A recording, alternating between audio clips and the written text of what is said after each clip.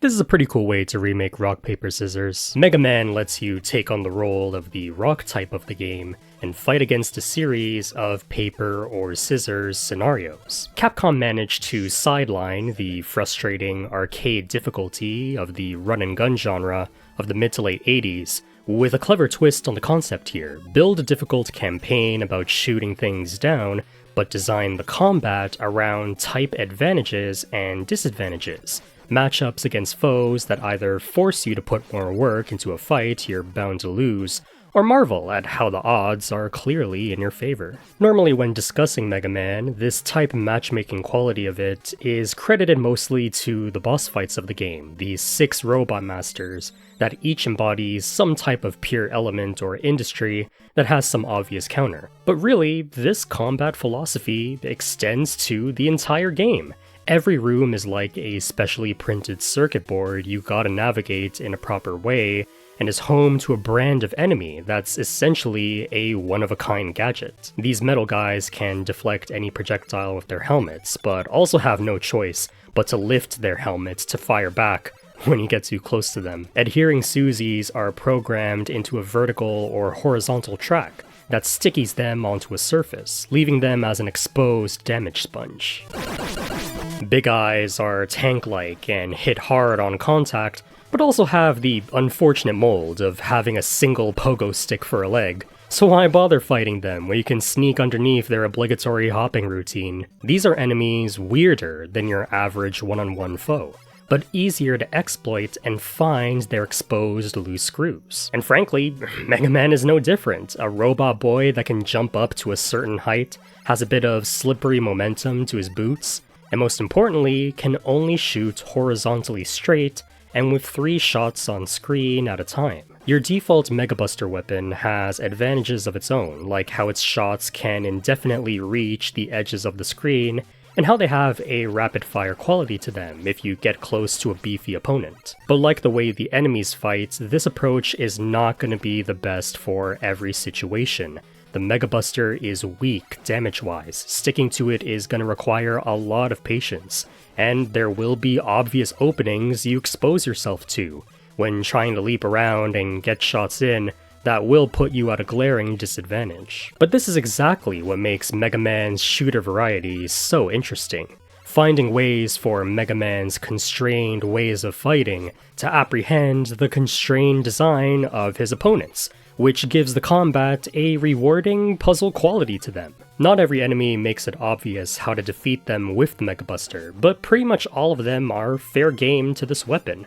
Loading them with pellets isn't always the answer. Finding that perfect timing and alignment to each opposing shopping product here feels great. When you've managed to find the perfect range to your first far-out target, you're now incentivized to find ideal alignments for every opponent here, enlightening and feeding into the game's matchup quality.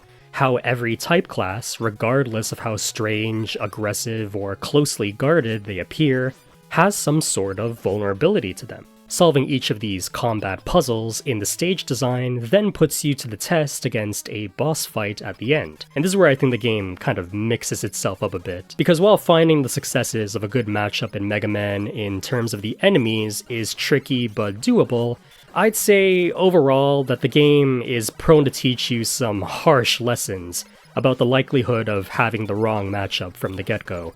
And the bosses definitely illustrate that. Most of them hit hard enough that feeling out the routine of the fight is almost out of the question. I'm looking at you, Elec Man and Fireman. These guys are just unrelenting. They tackle you like football players and never stop their bullet fire. After many repeat runs of Mega Man, I've just barely been able to beat these guys with just the Mega Buster. There you go, good night, a stupid triple star. You're never a hero. Making it, frankly, not something worth investing time to figure out, unlike a majority of this game's enemy design that I could vouch for. It's the actual level design and boss design that's not afraid to show you the consequences of being unprepared. Boss fights can chew at your health bar, the disappearing block puzzles that you gotta memorize, and the horrendous random movements of the footholder turrets above a bottomless pit, and this lovely generator section of Heatman where you have no choice but to tank a hit. unless you cross it at the perfect nanosecond. I am never deleting this clip from my hard drive. The game's greatest innovation is its open-ended stage selection. You could tackle any stage and boss in any order you please. But this isn't really meant to be a sign of 6 intuitive intro stages. Instead, the game, by design, wants to gatekeep you. It wants you to be exposed to some nasty, unformidable moment without a warning, which is what makes it pretty easy for people to give up on this game, when arguably half of the possible choices here have some bar of entry. But of course, that doesn't have to be the end of the story. What about those who try out that other half, or those who are willing to retreat from a bad encounter and reassess their routing? Then they'd see that while Cutman is home to a bunch of dastardly and spongy enemies, it's one of the most open invitations to practice and improve on your handling with the Mega Buster weapon, and that Cutman himself is actually the scissors to your rock persona. He's weak to the Mega Buster. Or they'd see how Bomb Man stage is one where you can make a smooth jog to the end with minimal combat headaches, unless you really choose to pick a fight with everything you see. And that this fight is one of the most predictable ones because of how he throws bombs at a high and readable arc. Also weak to your Mega Buster. The best case scenario, though, in my opinion, is going for Gutsman, and for a couple good reasons. The enemies here are the least annoying to deal with, and while it does feature this infamous carrier lift segment that drops you like a boulder the moment you stand on its thinnest lines, this stage gimmick is pretty well telegraphed, all things considered. And with no combat mix-ups, it's just a good platforming challenge. So a route to the boss stage here is probably the most feasible if you're not too adept at Mega Man's combat just yet. Gutsman may appear to be built more different than your typical construction workers wearing Halloween costumes, but this fight is surprisingly fair. You jump when he lands on the ground, otherwise you get stunned for a second, and like the other bosses we talked about, he takes good damage from your Mega Buster. Not only are these three a scot-free showcase of the learning curve behind Mega Man's combat, the rewards are some of the best to obtain first. Not the Hyper Bomb though, that thing sucks. But you might argue that the Super Arm is just as useless as a weapon. It has no practical attack of its own, and is only meant to grab these specialized concrete blocks, which aren't really that common in the game. Like, they're there for Cutman, of course, but they also appear at Elec Man's arena for some reason. This guy ain't weak to bricks. Makes me think that having concrete blocks be a constant in the overall level design was an idea left to the cutting room floor, sadly. But what makes this thing absolutely crucial to obtain right away is that it is the key to uncover the Magnet Beam in Elec Man stage, hands down one of the best special weapons in the game, because of its ability to generate platforms on the go, which is the moment where I feel you've reached the game's late game skill level. Going into Elec Man stage first, you'll get bombarded by gabioles, mystified by this thing you're locked out of getting, and absolutely bullied by the Mad Lad. But equip yourself with Rolling Cutter and Super Arm, and you have the weapon that actually defeats a gabiole. You have access to this weapon, and you can positively eliminate Elec Man. From there, it's a victorious home stretch. You got the Thunder Wave, an incredible offensive weapon that finally lets you blast at things vertically. You have the Magnet Beam that effectively flips off the puzzles of Iceman. I love that you can use it to bypass the footholder segment, and just as you're about to lose some juice with it, there's a special weapon replenisher right at the midsection, making it pretty clear that the devs wanted you to use this thing to have the best in life. I especially love leaving Fireman for last. This guy acts aggro from the second you lay eyes on him, and now you just have one out of every possible weapon type in the game to delete him from existence. I think if the fun of Mega Buster combat is trying to see how many instances it can apply to, then the fun of using special weapons is in its split-second decisiveness. These aren't permanent upgrades or enhancements to Mega Man. You have to pause the game, equip them, and manage their energy usage. One might argue that pausing to select weapons disrupts the flow of the combat, but I don't really see it that way, to be honest. When I pause to select something, it's usually because I'm faced with some immediate target that would normally catch me off guard as regular Mega Man in real time. But here I can time out any last-minute disaster that's bound to happen and stop and think about what weapon would be best for what's gonna transpire the moment I unfreeze time. In a way, this menu and pausing the game are just as crucial to the in-game combat as actively jumping and shooting. Gives the combat something of an RPG element to it when you really think about it. You're making a calculated decision from a menu that benefits the fight that it foregrounds, but now with the bonus of being in the shoes and urgency of that moment and the way you choose to use your special choice.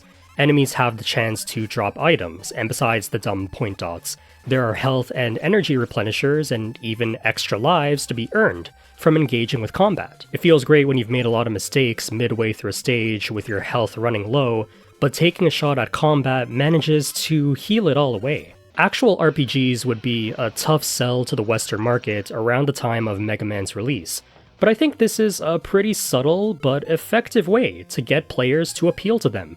Put them in the pressure of action gameplay, but with the safety of a time freeze that lets them equip one of any useful utilities to determine a victory in the field of play. For as easy as it is for Mega Man to get you off on the wrong foot and bury your morale when trying to get into the game, it has these sort of learning curve and strategic elements to its combat and overall design that makes it some of the most rewarding of its era. Though, if I'm looking back at this game in retrospect, I couldn't really tell you that it's some masterclass of actual level design or boss fight design.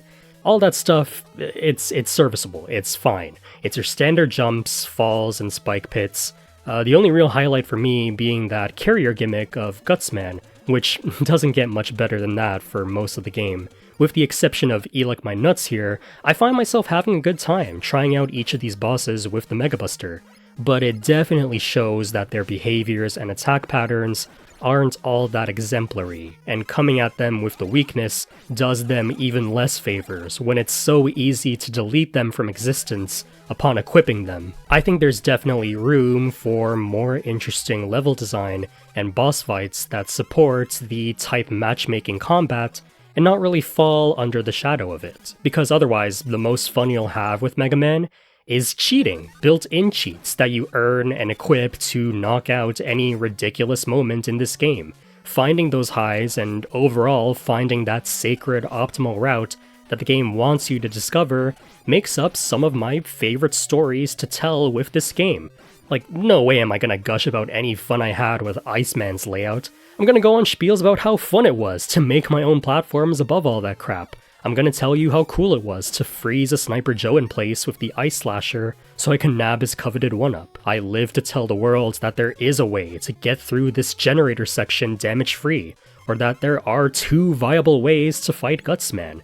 Mega Man may be crude and belittling when teaching you about its rock-paper-scissors style of combat, but it makes for a very memorable game that I had the pleasure of learning and ingraining into my brain. The testament to the strategies and viable matchups you learn from this game are the final Dr. Wily levels, a gauntlet of tough stages and unique boss fights that are all designed around the fact that you now have all weapons on hand. No longer can you abuse your arsenal as a canon action replay, and all your energy usage gets carried over from stage to stage, no refills. Also, leave your integrity of going Buster only at this place at the door, because everything is now an integral key. Every unique effect of every weapon is put to the test, freezing enemies and pillars at the right moments, opening up passages with the super arm, the steep enemy placements that the Thunderbeam and Firestorm are well equipped against, and yes, there is a whole segment where you have no choice but to use the Magnet Beam. A tool once used to cheat platforming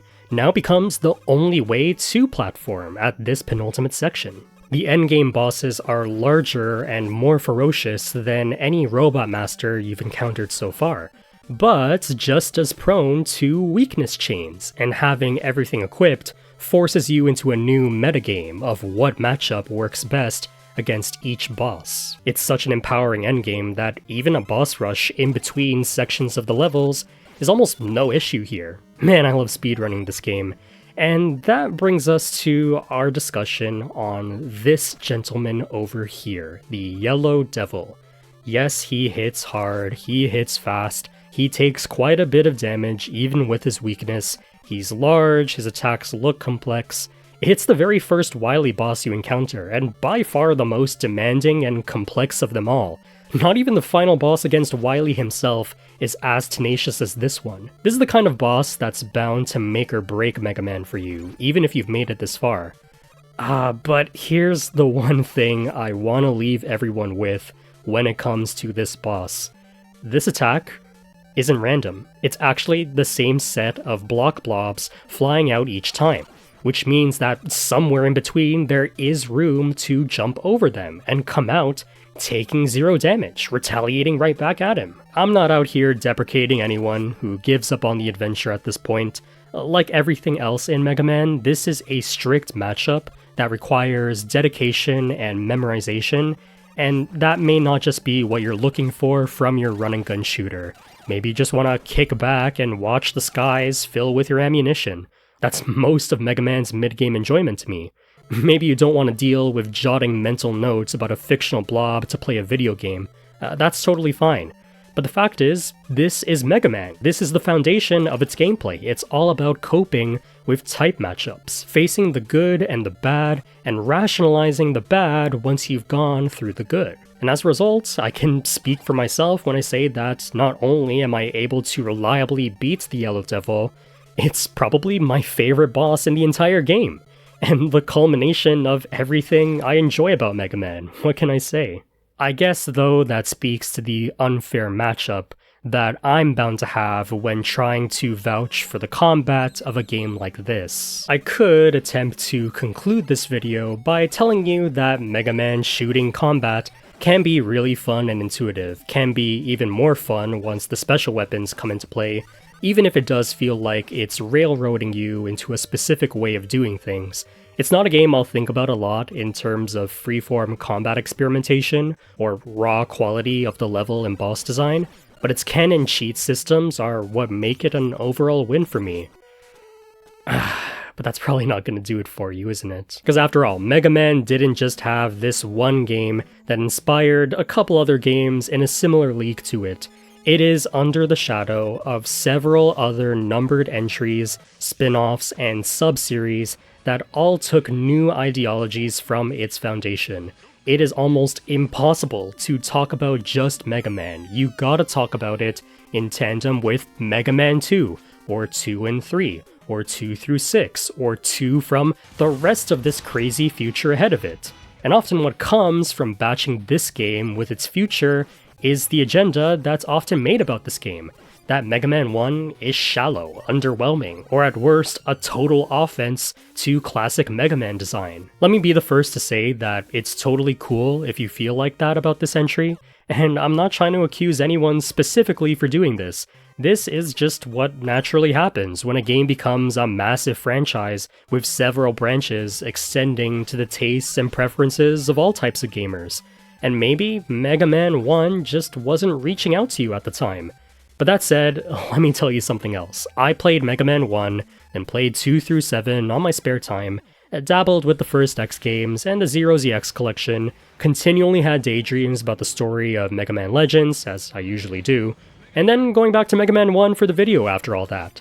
And it really struck me how much of that game reminds me of all these games and the things I like about them. And frankly, there's nothing about the first game that I like significantly less than any of them. I think if there's one thing that makes Mega Man 1 stand out, it's the more constrained design of its strategy in comparison to its more transformative sequels. Some bosses are far better to fight first than others. Some weapons are far better to use in specific situations than others. And there isn't really much room to deviate or express yourself from that strict sort of meta. I think this is the root of most of the criticisms. No one's gonna praise the game for the ability to dunk you headfirst into essentially late-game content with no prior warning. Everyone's gonna praise the Mega Man games that give you a wider variety of options, and routes and collectibles, which is totally fair. Taking that logic on its own, I don't think this game would become a full-blown series if it didn't have the capacity to try to learn and adapt from that original approach. If you're getting into Mega Man 1, at some point you will have to face its ugly parts, and a lot of digging is required to even find some diamond in its rough. But don't take my words of a rough game being an inherently bad one, because if there's any defense I have for the more gatekeepy parts of the game, it's that there's always this feeling in the back of your head whenever you encounter those moments where you think that there's gotta be some way to get through it easy, right? And Mega Man usually answers that question pretty positively, and it's that curiosity that piqued my interest in learning the game, that carved the version of me that has now played and can willingly speedrun it at a moment's notice, and ultimately what makes it endlessly memorable to me. I think Capcom did something really special here in response to the arcade-type campaign designed to eat your quarters and force you to buy helper magazines or something. What if we designed that type of game with secrets that allow you to overcome those infamous sections? What if we made a hardcore action game that, with the right stitching, can become the most empowering action game in the market? Mega Man's strict strategy and pretty much everything in this script are ones that have been forever etched into my head, and like I said, building and enacting that domino effect is why I think pretty fondly of this first entry, and also why I'm not too buzzed about this game not being fully viable Buster only, or with randomized orders like other, more accessible Mega Man games. If those games are action game playgrounds, then this is a good old treasure hunt towards the end goal of beating the game, something that I think anyone can find the secret of if they really try.